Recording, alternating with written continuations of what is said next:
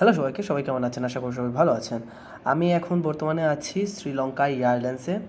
আমি শ্রীলঙ্কা থেকে ঢাকা আসছি। শ্রীলঙ্কা থেকে ঢাকা আসার সময় যে জিনিসগুলো খাবার যারা শ্রীলঙ্কা এয়ারলাইন্সে পরিবেশন করে সেগুলোই আজকে আমরা আপনাদেরকে দেখাবো।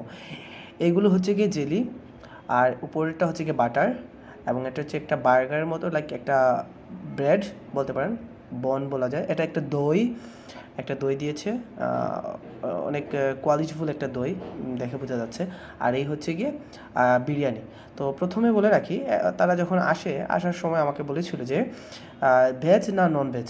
আপনি যদি ভেজিটেরিয়ান হন তাহলে তো ভেজ দিবে, যদি ভেজিটেরিয়ান না হন তাহলে নন ভেজ দেবে।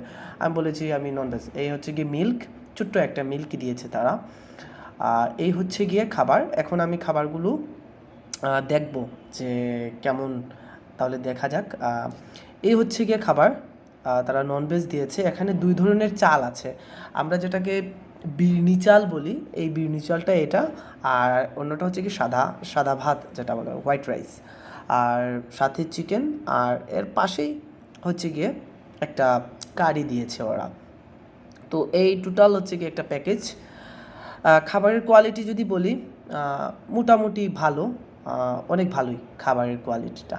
তো এই হচ্ছে কি আজকের মতো বিদায় নিচ্ছি। শ্রীলঙ্কা এয়ারলাইন্সে কী খাবার দেয়, নন ভেজ আর ভেজ। ভালো থাকবেন সবাই, দেখা হবে নেক্সট কোনো ভিডিওতে। ধন্যবাদ সবাইকে।